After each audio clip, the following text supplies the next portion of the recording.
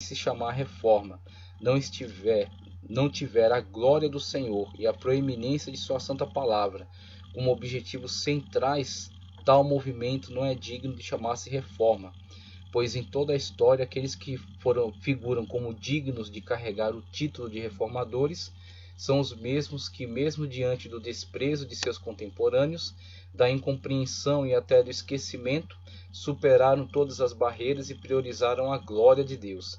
E se alguém não se enquadra nesses parâmetros, por certo devemos admitir que possa ser um agitador ou propagador de novos movimentos, mas o reformador de ontem, de hoje e quantos mais forem necessários até a vinda do Senhor, são os mesmos que pagam um alto preço e mesmo que custe suas vidas, conduzem a si mesmos e quantos puder à presença de Deus por meio da verdade revelada na Sagrada Escritura.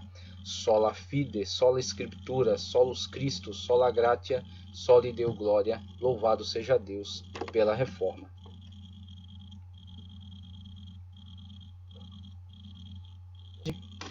Capítulo 1 da obra A Reforma, Reconstrução do Templo de Deus, professor José Edmilson Júnior.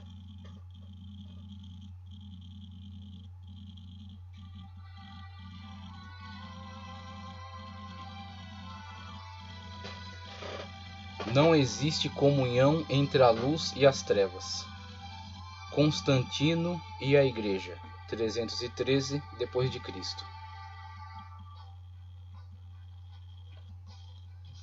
As palavras de nosso Senhor com relação às perseguições foram vividas por nossos irmãos da Igreja primitiva de forma bastante intensa. Vide Mateus 5. Bem-aventurados os que sofrem perseguição por causa da justiça, porque deles é o reino dos céus. Bem-aventurados sois vós, quando vos injuriarem e perseguirem e, mentindo, disserem todo o mal contra vós por minha causa. Exultai e alegrai-vos, porque é grande o vosso galardão nos céus, porque assim perseguiram os profetas que foram antes de vós. E podemos ver o reflexo dessas proféticas palavras nos primeiros registros históricos feitos por Lucas no livro de Atos dos Apóstolos, quando diz, Atos 11: E os que foram dispersos pela perseguição que sucedeu por causa de Estevão caminharam até a Fenícia, Chipre e Antioquia, não anunciando a ninguém a palavra senão somente aos judeus. E havia entre eles alguns homens cíprios e cirinenses, os quais, entrando em Antioquia, falaram aos gregos, anunciando o Senhor Jesus. E então a mão do Senhor era com eles, e grande número creu e se converteu ao Senhor. E assim é que a Igreja iniciou sua longa jornada ao longo de muitos caminhos que os conduzem até nós. Somos fruto destes que, apesar de intensa perseguição e com o risco da própria vida, não hesitaram em cumprir a ordenança e pelos caminhos por onde iam fugindo de seus perseguidores, foram também semeando a preciosa semente do Evangelho de nosso Senhor Jesus Cristo. E por isso mesmo não demorou para nascerem os primeiros frutos dessa semeadura. Quando então, ainda no livro de Atos, Lucas nos fala acerca da importante comunidade de Antioquia, local onde recebemos este honroso nome que nos associa de forma definitiva ao nosso Senhor, pois, portanto, pregarem acerca de Cristo é que os irmãos foram chamados de cristãos. Atos 11, 26. E foi desta importante comunidade de onde partiram aqueles que foram pessoalmente escolhidos pelo Espírito Santo para romper definitivamente as barreiras que retinham as sementes da palavra de Deus no arraial dos judeus, querendo o Senhor que as mesmas fossem urgentemente semeadas em terra dos gentios, pois foi para isso mesmo que ele veio ao mundo.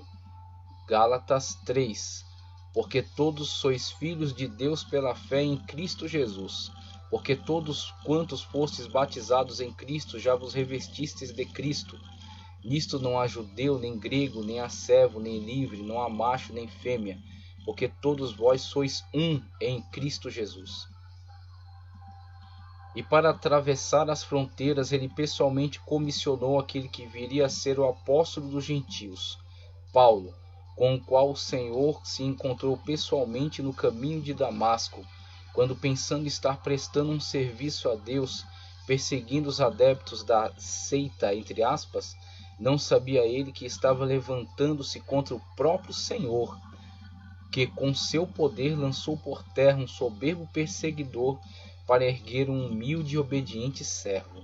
O cristianismo trilhou por caminhos difíceis desde o início, mas as dificuldades não minaram sua força vital, pois o Santo Espírito é quem revitalizava e encorajava todos aqueles que tiveram que fazer a difícil escolha entre a sua fé e a sua vida.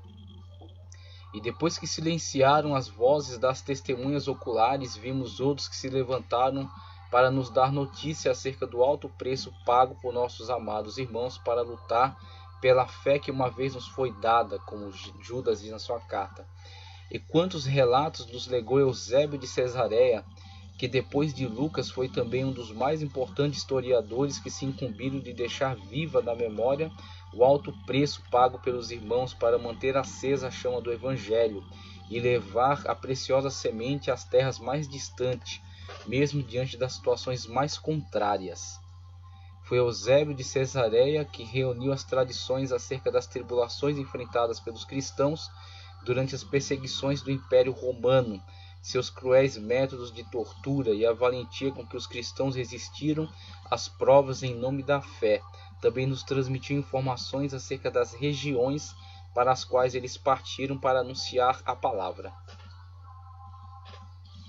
Entrando os santos apóstolos e os discípulos de nosso Senhor achavam-se,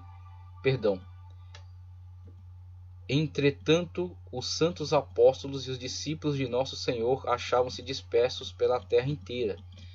Tomé, porém, conforme a tradição, recebera por sorte a Pártia, André a Sítia, João a Ásia, onde viveu, tendo morrido em Éfeso. Pedro, contudo, parece ter pregado aos judeus da diáspora, no Ponto, na Gália, na Bitínia, na Capadócia e na Ásia. 1 de Pedro 1:1. E finalmente foi para Roma, onde foi crucificado de cabeça para baixo, conforme ele mesmo desejara sofrer. Que dizer de Paulo, o qual de Jerusalém ao Ilírico, conforme Romanos 15:19, propagou o evangelho de Cristo, e por fim em Roma foi martirizado sob Nero? Eusébio de Cesareia, História Eclesiástica, editora Paulus, 133. Expansão do cristianismo. O autor que nos legou essas informações é o mesmo que também nos informou acerca das duras perseguições suportadas pelos irmãos que se espalharam pela terra para propagar a palavra de salvação, e de tal modo obtiveram sucesso em sua empreitada, graças à capacitação do Santo Espírito, que começaram a causar preocupação e até ódio nas lideranças da época e no vulgo que não compreendia e não aceitava a mensagem de Cristo e o modo de vida dos cristãos, que mesmo em sua atitude pacífica e tranquila, terminava por atrair a atenção daqueles que não compreendiam, porque esta parcela da sociedade não se encurvava perante o culto ao imperador, porque não sacrificava aos deuses e também não participava de suas festividades, e porque estavam decididos a desobedecer às ordens sociais que delimitavam as diferenças entre os homens, fazendo de uns dignos de todas as honras e a outros entregues ao total desprezo, e sendo reputados por meros objetos úteis ao atendimento dos interesses dos senhores, mas não entre os cristãos, que eram reputados por niveladores da sociedade, ao colocar lado a lado em adoração o homem livre e o escravo em igual situação.